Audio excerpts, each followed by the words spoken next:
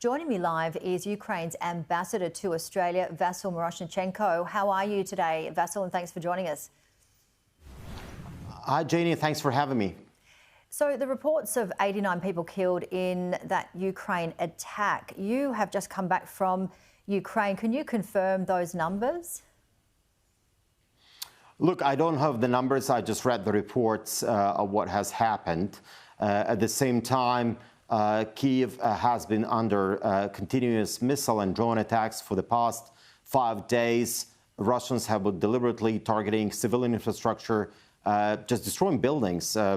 I saw that the hotel, just 5-minute walk from my flat, was destroyed on December 31st. Literally, I walked by that place last week, and then the missiles came and it just blew up, and the buildings nearby got damaged. There are some casualties there as well. The city is in blackouts on a continuous basis, and this is happening throughout the country. And these are Russian war crimes, because deliberate destruction of civilian infrastructure is made with the purpose to make life in Ukraine unbearable for the civilians. Vasyl, it's getting close to a year since the start of the invasion. Australia is still broadly in support of Ukraine, and the conflict continues to attract media attention, which is quite critical of Russia in many senses. Is there a risk of Ukraine invasion fatigue at all? Any war, of course, brings fatigue, but not for the Ukrainian people. And I hope the fatigue is not going to come to Australia, because seeing that support from the people here in the grassroots everywhere, I think it's important to step up support for Ukraine. Australian Bushmasters are bringing Ukrainians out of the dark and out of the cold. The missiles, Russian missiles, will be coming into Ukraine until we defeat Putin, until we actually can end this war. At the same time, this is not just charity. We're not asking our partners to donate money for a charity. This is a vital investment into international and regional security. And I'm very thankful for Australia for doing that. I spoke to defence lawyer Glenn Kolomitz a couple of days ago, and others have mirrored President Zelensky in saying that this isn't just a war for Ukraine's survival, it's a war for the survival of democracy. Do you agree with this statement? Absolutely. It's a war for democracy, and President Zelensky has announced a peace formula which includes 10 items, which he unveiled on November 15th, and that includes, among other things, radiation and nuclear safety, food security, energy security, the respect to the UN Charter, the withdrawal of the Russian troops, the justice which needs to be achieved, and many other items like ecological, environmental issues out there. And the Ukrainian government has made a call to our partners throughout the world to join us to implement that 10-step peace formula, which could be done one by one or it could be done simultaneously.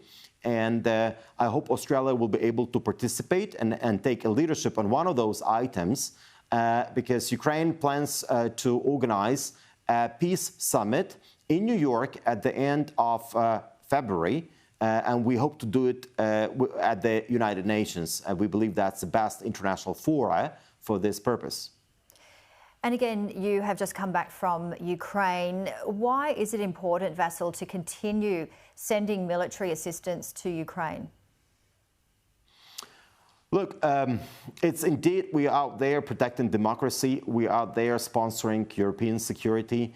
And in that respect, global security is at stake. And it's a vital investment that Australian government is making into achieving that. Because at the end of the day, the outcome of this war will have a major impact on the region here in the Indo-Pacific.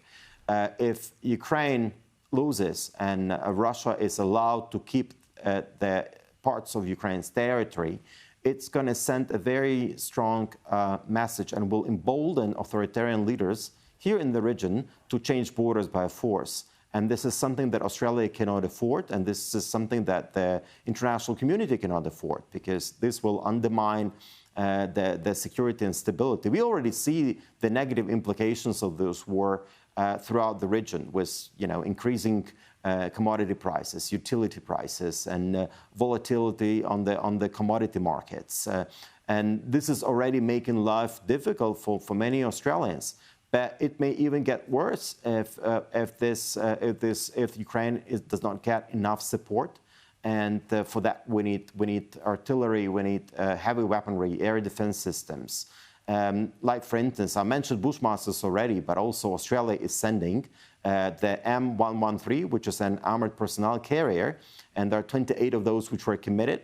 And now during the winter, they are all very helpful because they are on tracks, and we would benefit from more of those. They are very helpful, and we need this heavy equipment to be able to liberate Ukraine and actually restore Ukraine's sovereignty in the 1991 borders, which are internationally recognized. All right, well, we really thank you for joining us today on Sky News. Vasyl Myroshnychenko, take care, and we'll chat again soon. Yeah, thanks a lot for having me.